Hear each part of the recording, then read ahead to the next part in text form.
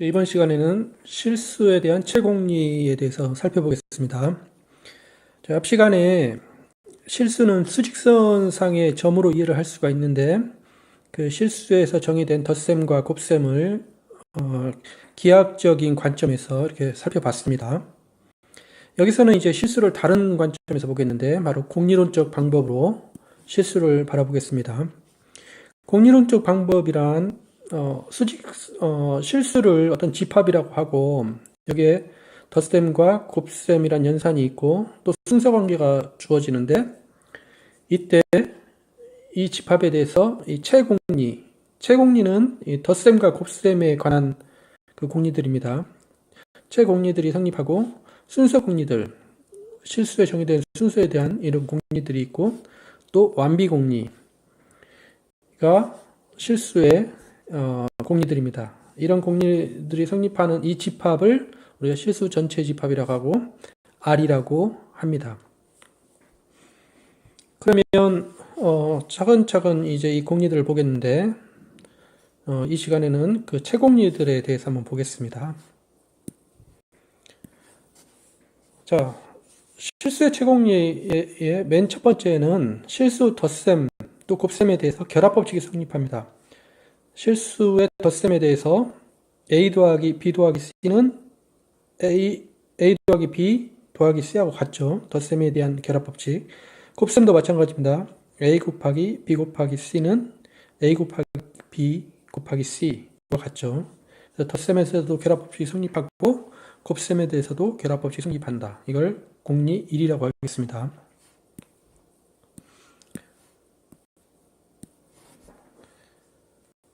자, 그러면 이제 그 다음은 항등원에 대한 공리인데 그 공리를 알아보기 위해서 항등원의 정의를 보겠습니다. 먼저 덧셈에 대한 항등원의 정의를 보면 실수 A가 A를 덧셈에 대한 항등원이라고 하겠는데 뭘 만족을 하냐면 모든 실수 X에 대해서 X 더하기 A가 X가 되고 그리고 A 더하기 X도 X가 될 때 모든 실수에 대해서 이걸 만족을 할 때 A를 덧셈에 대한 항등원이라고 하겠습니다. 곱셈도 마찬가지로 정의가 되는데 곱셈에 대한 항등원은 B가 곱셈에 대한 항등원이라고 하는 것은 먼저 조건으로 덧셈에 대한 항등원이 아닙니다. 덧셈에 대한 항등원이 0이죠. 0이 아닌 실수 B에 대해서 모든 실수에 대해서 실수 X에 대해서 X 곱하기 B는 X 그리고 B 곱하기 X도 X가 되는 것을 우리가 B는 곱셈에 대한 항등원이라고 합니다. 그러면 공리는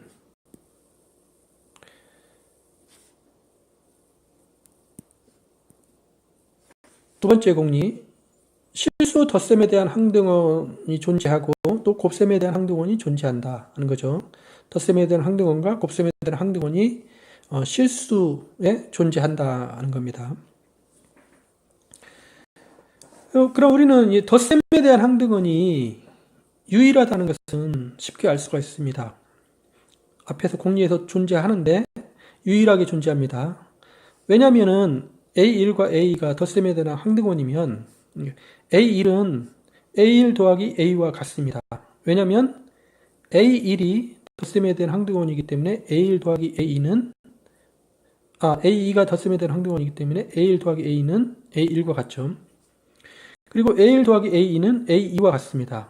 왜냐하면 A1이 덧셈에 대한 항등원이기 때문에 이 동호가 성립합니다. 따라서 A1은 A2가 되죠. 이게 이제 덧셈에 대한 항등원이 유일하다는 증명입니다. 그래서 우리가 덧셈에 대한 항등원을 0으로 나타내죠. 곱셈에 대한 항등원도 같은 방식으로 해서 유일하다는 것을 볼 수가 있습니다. 그래서 앞으로 곱셈에 대한 항등원은 1로 나타내죠. 그래서 이와 같이 덧셈에 대한 항등원과 곱셈에 대한 항등원이 존재하는데 이제 유일하게 존재한다는 것까지 알 수가 있었습니다. 자, 그 다음에 이제 그 다음 공리는 이제 역원에 대한 공리인데 그것을 보기 위해서 역원을 정리를 하겠습니다. 실수 A, B가 있으면 이게 A 더하기 B가 0이고 그리고 B 더하기 A가 0이면 우리는 B는 덧셈에 대한 A의 여건이라고 합니다. 이 말은 이제 A는 덧셈에 대한 B의 여건이라고 해도 됩니다. 그리고는 순서를 바꿀 수가 있기 때문에. 곱셈에 대한 항등원도 마찬가지인데 이때는 그 실수 CD가 0이 아니어야 되죠. 덧셈에 대한 항등원이 아니어야 됩니다. 그럴 때 C 곱하기 D가 1이고 그리고 D 곱하기 C가 1이면 D는 곱셈에 대한 C의 여건이라고 합니다. 이게 그리고가 순서를 바꿀 수가 있기 때문에 이 경우에 C는 곱셈에 대한 D의 여건이 됩니다. 그래서 여건의 정의를 이렇게 하면 자, 실수 덧셈에 대한 여건과 곱셈에 대한 여건의 존재성에 대한 공리에 의하면 모든 실수 A에 대해서 덧셈에 대한 A의 여건이 존재합니다. 그 다음에 0이 아닌 모든 실수 C에 대해서 곱셈에 대한 C의 여건이 존재합니다. 항등원과 마찬가지로 덧셈에 대한 여건은 이제 유일합니다. 그래서 어떤 실수 A가 있을 때 만약에 B하고 C가 다 A의 덧셈에 대한 여건이면 그러면 B는 B 더하기 0, 0이 항등원이니까 이렇게 쓸 수 있죠. 0은 우리가 C가 A의 덧셈에 대한 여건이니까 0은 A 더하기 C가 되죠. 여기서 이제 결합법칙에 의하면 이게 이제 B 더하기 A를 먼저 하고 그 다음에 C하고 같습니다. 그리고 이제 B가 덧셈에 대한 A의 여건이라고 했으니까 B 더하기 A는 0이 되죠. 그리고 0은 항등원이니까 0 더하기 C는 C가 됩니다. 따라서 B는 C가 되죠. 그래서 BC가 A의 덧셈에 대한 여건이었는데 그러면 B하고 C는 같아야 된다. 따라서 A의 덧셈에 대한 여건은 유일하다. 그런 거죠. 그래서 앞으로 덧셈에 대한 A의 여건은 유일하기 때문에 마이너스 A로 나타내겠습니다. 그리고 A 더하기 마이너스 B를 A 빼기 B로 나타냅니다. 곱셈에 대한 여건도 유일하다는 것을 같은 방식으로 볼 수가 있습니다. 그래서 0이 아닌 실수 B의 곱셈에 대한 여건을 A의 마이너스 1승 또는 B분의 1로 나타냅니다. 그리고 A 곱하기 B분의 1 이것을 A 나누기 B로 이렇게 나타냅니다.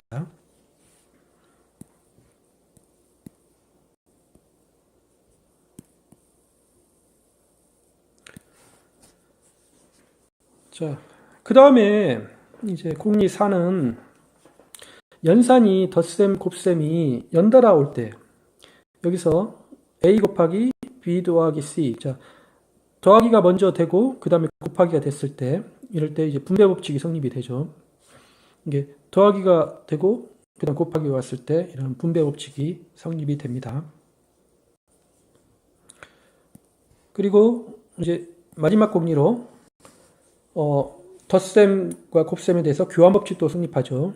모든 실수 A, B에 대해서 A 더하기 B는 B 더하기 A입니다.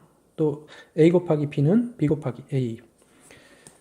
그래서 이와 같이 덧셈과 곱셈에 대해서 5가지 공리, 결합 법칙, 항등원의 존재, 여건의 존재, 분배 법칙, 교환 법칙이 성립함을 알 수가 있습니다.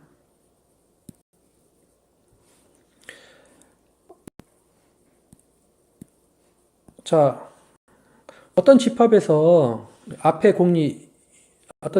연산이 2개가 있고 앞에 공리 1에서 5까지 성립이 되면 그러면 그 집합을 그 연산과 함께 해서 우리는 이걸 채라고 합니다. 채라고 하는데 이제 우리가 가장 쉽게 볼 수 있는 채는 유리수 전체 집합이죠. 유리수 전체 집합에는 덧셈이 정의되고 곱셈이 정의가 되면서 앞에 공리 1에서 5까지 다 성립이 됩니다. 그리고 이제 앞에 공리들이 하는 역할을 한번 보기 위해서 한번 밑에 이제 방정식 x 더하기 2는 5 이 방정식을 푸는 과정을 한번 살펴보겠습니다. x 더하기 2는 5를 풀려면 양변에 2의 덧셈에 대한 역원을 더하죠. 그러면 식이 이렇게 되는데, 여기서 이제 이 왼쪽 항에 계란 법칙을 적용을 하고 오른쪽은 계산을 하면 두 번째 식이 되죠. 여기서 2 더하기 마이너스 2는 0입니다. 왜냐하면 마이너스 2가 2의 덧셈에 대한 요건이니까 이렇게 되죠. 그래서 x 더하기 0은 3이 되죠. 0이 덧셈에 대한 항등원이니까 x는 3이 됩니다. 따라서 우리 이 방정식 x 더하기 2는 5의 근은 x는 3입니다. 그래서 이렇게 풀었는데 이 푸는 과정을 보면 우리가 이 결합법칙, 그 다음에 역원, 항등원, 성질을 이용을 해서 이렇게 풀었습니다. 여기서 보면은 덧셈에 대해서 그 교환법칙이 적용이 안 됐는데 이런 결합법칙이나 항등원, 역원이 뭐 교환법칙보다는 훨씬 더 중요하게 적용이 된다는 사실을 확인을 할 수가 있습니다. 자, 앞에 공리 5개를 가지고 이제 몇 가지 간단한 실수의 성질을 한번 살펴보겠습니다. 첫 번째 성질은 이게 좀 자주 쓰이는 테크닉인데 어떤 실수에 대해서 자, A 더하기 A는 A인 것은 이렇게 되면 A는 0이 됩니다.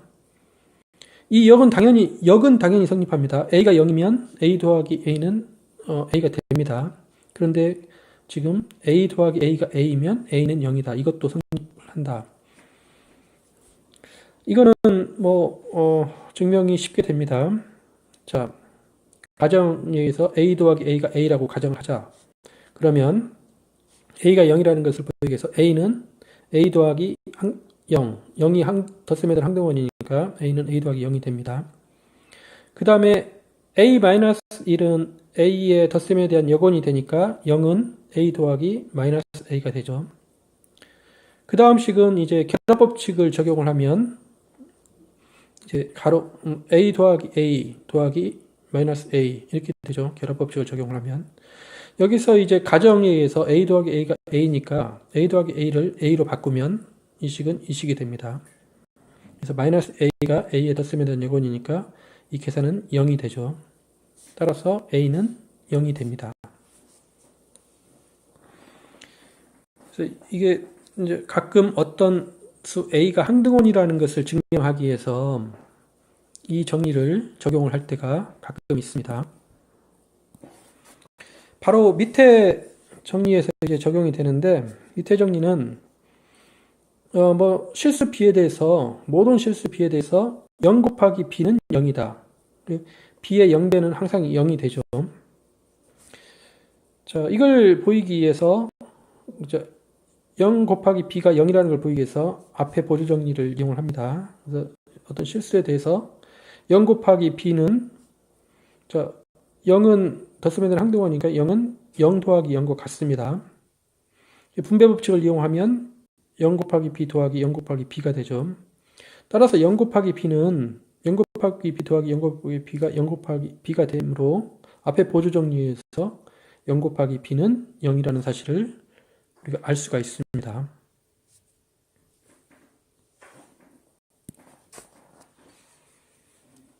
자, 그 다음에 이제 모든 실수에 대해서 마이너스 A, 즉 A의 덧셈에 대한 역원은 A 곱하기 마이너스 1과 같다. 이것을 알 수가 있습니다.